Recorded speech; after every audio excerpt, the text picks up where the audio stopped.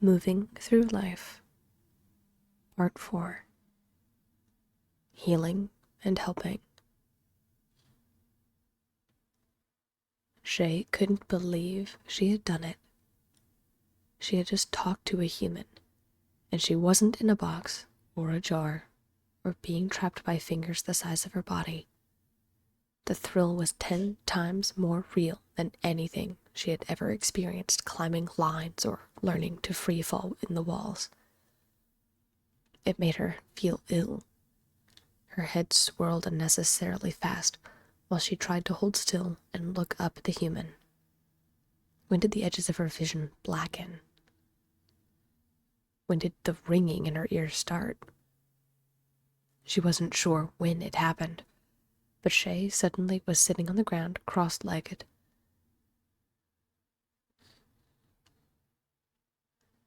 And the human's shadow hovered near her.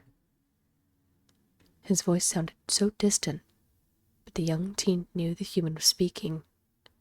It took a moment to concentrate on what he was saying as she watched his lips moving. Over and over, he repeated the same phrase. "Are you all right? Hey, you're okay. You're okay. You're all right." Something about catching his gaze this time, latching onto those eyes, didn't stoke the fear as it did minutes ago. He was still just as intimidating, but at least he had kind eyes and a reassuring smile that reminded her of her brothers. Shay nodded timidly and, not knowing what to do with her hands, rang them against the strap of her bag, which was still slung across her chest. She winced again, which the human seemed to pick up on in an instant of reading her features. "Are your hands hurt?" he asked. Shay nodded, still feeling a lump in her throat choking any more words from coming out. He mimicked the nod and looked past her. I need to get my first aid kit. It's in one of these boxes. Can I get past?" Shay couldn't move away from the middle of the threshold fast enough and hurriedly pressed her back against the baseboard beside the door. The human nodded with another smile and stood to his full height before leaving the room. Shay hadn't stopped to think about how hard her heart was pounding against her chest and how her ribs and body held an unbelievable amount of tension, like the anticipation in the air before a strike of lightning and roll of thunder. A shuddered breath escaped her lungs as she brought her knees to her chest. Her eyes, which felt like sandpaper even with the moisture gathering in the corners of them, felt glazed and tired. Shay almost didn't want to blink, terrified of the thought that she might fall asleep if she were to even blink a single time. "I need to stay awake. I can't fall asleep. I won't fall asleep. I need the human to help. He didn't catch me. He didn't hurt me or grab me or—" Shay didn't realize she was breathing faster and faster. Her internal monologue had her spiraling. It didn't matter how much she tried to breathe and calm her mind. It was futile.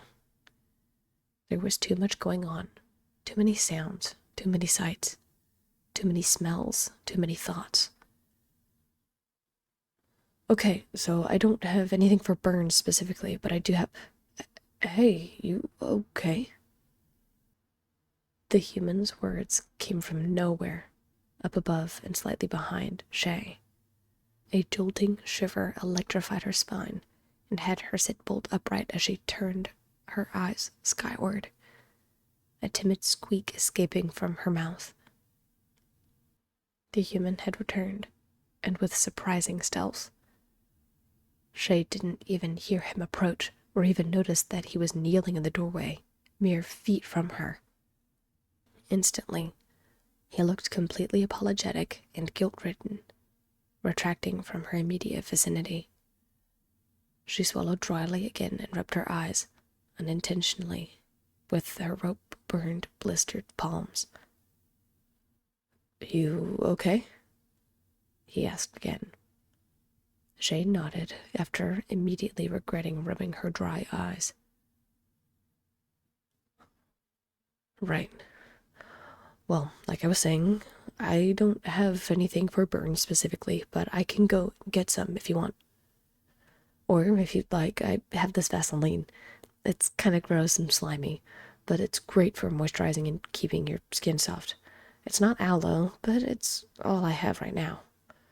Sorry, I also have these bandages here to wrap around your hands, so you know, you can wrap your hands. I'm going to be quiet now." With that, the human set down the Vaseline lid and scooted back so he sat on the opposite side of the door from her and slightly outside of his own room, back pressed slightly against the hallway wall.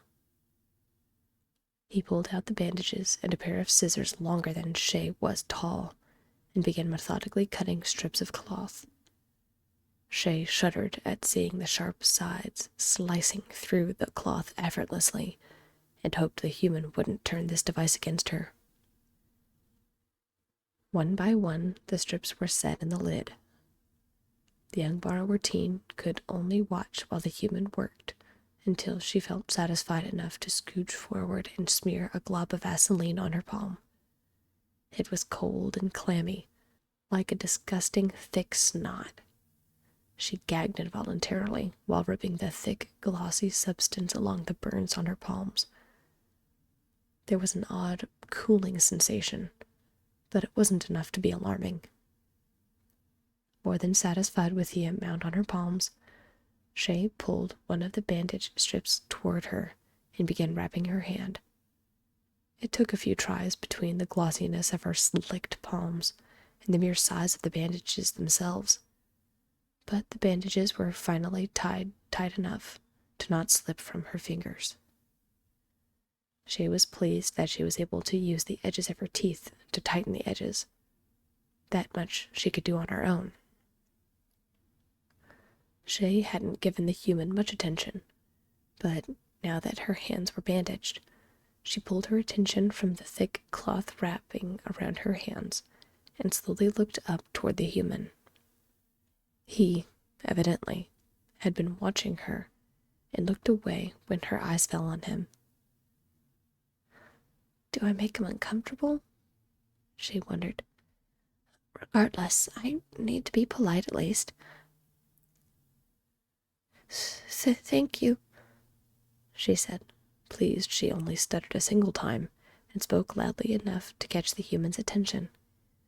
Absolutely mesmerized by her, the human smiled and nodded as he looked her in the eye. He maintained this contact for a moment before breaking their direct eye contact and exchanging it for more general glances toward her. "You're welcome. Happy to help," he replied. So, you said you want me to help you get back home. Do you mind if I ask where that is exactly? I mean, how did you even get here? Do you live nearby?" He chuckled nervously and reached back to scratch his neck as if it were some kind of habit when he was uncomfortable. Well, I live at home," stammered Shay, now suddenly realizing she didn't want to give away her family if the human's intentions were to trick her. The amount of trust she held for this person only a few feet away from her was minimal at best, and was held together by a shred of hope given to her by stories which may or may not have been true. The borrower pulled her knees back to her chest and rested her chin on top of them. "A home," echoed the human. "Like my home? Where I was this morning?" Shay looked up eagerly and nodded. "Wait, then how did you get here?" "Yes, that's home," she replied. "It was an accident. I was in the box in my, well, I couldn't get out. Yikes, that's really far, muttered the human. It wasn't meant for Shay, but the young borrower didn't know that, and hearing that the human thought the distance was far damaged her fraying confidence. Tears once again began gathering in her eyes, and her throat constricted in a partially choked sob. Far? Far? What's far for a human? If he's worried, then what am I going to do? What if he's fibbing, lying to me? What if he's trying to discourage me and keep me here? The human suddenly noticed Shay's distress, and he immediately began backpedaling. Hey, don't worry. I'm just saying it's a little far. That won't be a problem, though. Look, my parents and siblings are trying to be home tomorrow after brunch. You can come with me to brunch. I'll explain everything, and they can bring you— Please, no! Shay completely surprised herself with her outburst, and was even more surprised. She was suddenly on her feet, confronting the human. She didn't mean to interrupt so loudly. Even the human seemed surprised. Please, they can't know about me. I'm not even supposed to tell you. It's dangerous for humans to know. The human raised his hands in a motion akin to a surrender. Right, okay, sorry. I didn't mean to upset you. They don't need to know. I mean, I can just tell them to bring a couple of things I don't need from here back home. Would that work? Shay let out a shuddering sigh of relief, amazed at the human's ability to find a viable solution. Yes, that should work. Thank you, muttered Shay, as she sat back down onto the ground, this time crossing her legs rather than folding them against her chest. Oh, right, he said, with a grateful sigh of relief. Sorry, I didn't mean to freak you out or anything. I don't know how you want to do this. Do you just want to get back in the box you came here in? Shay gave a non-committal shrug. I don't know. It was kind of dark and hot, muttered the teen. Well, I could poke a few holes in the side. And to keep you secret and everything, I could tape in a false bottom, so you wouldn't have to worry about them opening the box and seeing you. Would you like that? He asked. Shay considered it for a moment. A false bottom would help keep her safe. But why go to the trouble? Why was he helping her? Did it matter if she got to go home? Undiscovered at that? Shay opened her mouth, not sure what she wanted to say, when her stomach growled uncomfortably loud. The borrower girl tried desperately to hide it by wrapping her arms around her torso, but even for her size it was too loud to go unnoticed. An amused smirk spread across his face, followed immediately by a sympathetic stare. I'm assuming that means you're hungry, and that it's not some kind of menacing growl, he said cheekily. Shay was too embarrassed, feeling her cheeks and tips of her ears reddening with heat, to have any kind of response. Hang on, I've got some stuff I can heat up for you. He was gone for maybe 2 minutes while Shay stared at her bandaged hands and numbly reflected on what had just transpired, when he returned with a bright orange bottle cap and a bottle of water. Tucked into his palm was what Shay recognized as tin foil, a borrower's saving grace when it came to tool-making and cooking. This collection of items was set nearby, and Shay only hesitated for a moment before moving closer and partaking in the meal. At some point about halfway through, she thanked him, to which he merely hummed a response. It went unsaid that she was being watched. It was subtle and more of a hospitable and also curious nature. Still, it made Shay feel self-conscious, and soon she wiped her mouth with the back of her bandaged hand and sat quietly once again. Only a fraction of the food was gone, but she had completely eaten her fill and could stand no more. "Finished?" he asked. She nodded and felt the smallest smile tug onto her face. The food was good and warm, something she knew not all borrowers got to appreciate. "Yes, thank you." The borrower kept finding herself repeating those words over and over with this human.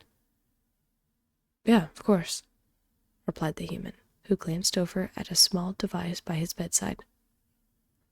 I know this is all probably a bit much for you all at once, but it's getting late. I guess you sleep, right? Are you ready for bed?" Shay's eyes widened as she once again drew her legs to her chest. "I do sleep, but—" "Well, settle then. Let's get some rest. I'll grab a pillow. Would you rather sleep on the bedside table or back in the box or, well, wherever? What's good for you?" I, well, was just going to sleep on the floor, but could you maybe, set the pillow on the ground, under the bed?" As easy as that, the human pushed himself up, retrieved a pillow and blanket, and had it under the bed, ready and waiting for her. He mentioned something about brushing his teeth, which Shay remembered she should probably do, and that he would be back in a few minutes. In the meantime, Shay swished some water in her mouth and approached the pillow with a fascinated curiosity. Borrowers had proper pillows and beds. At least, her family did. Her brothers had borrowed cotton balls and stuffed them into fragments of cloth they gathered over time. They were wonderful, but not as wonderful as this. Stepping onto the pillow was like walking onto a cloud of marshmallows. It was so unbelievably soft and melted under her feet. She couldn't believe it. The blanket, too, was soft, unlike the thick woolen and scratchy cloth. Shay tried to argue that her blanket back home was warmer until she laid down and slipped under the cloth. Yes, it was just as warm as it was soft. It was a rapturous moment where she didn't worry about not being home with her family. She had food and a warm place to sleep. She had someone who listened to her, at least for now. The borrower girl prayed it would be enough to keep her safe until she made it home. A set of rhythmic, heavy-set footsteps approached and paused right along the edge of the bed. The light overhead was extinguished and replaced by a much smaller, dimmer light. The feet disappeared, but the boards near her head ached and creaked like the walls of the house during a windstorm. "Do you want the light on?" His voice drifted through the air like a gentle breeze on a summer day. "No," said Shay. "Thank you, though." A thought entered her mind. It had been there like an unattainable itch. But it wasn't until now, as she was beginning to drift off to sleep, that the inhibitions she held before were now beginning to drift away. "Why are you helping me?" she asked in a daze. Why wouldn't I help you? You're a person. You seem to be, at least. You needed help. Wouldn't you help someone if they needed help? Shay had to think about the human's question, but it wasn't hardly enough time as he continued talking. "My name is Todd, by the way. I don't suppose I could know your name?" The borrower teen contemplated the question for that fraction of a second as she began losing consciousness. "It's Shay." She fell asleep to Todd muttering her name over and over again, as if by saying her name he was willing her not to be a dream.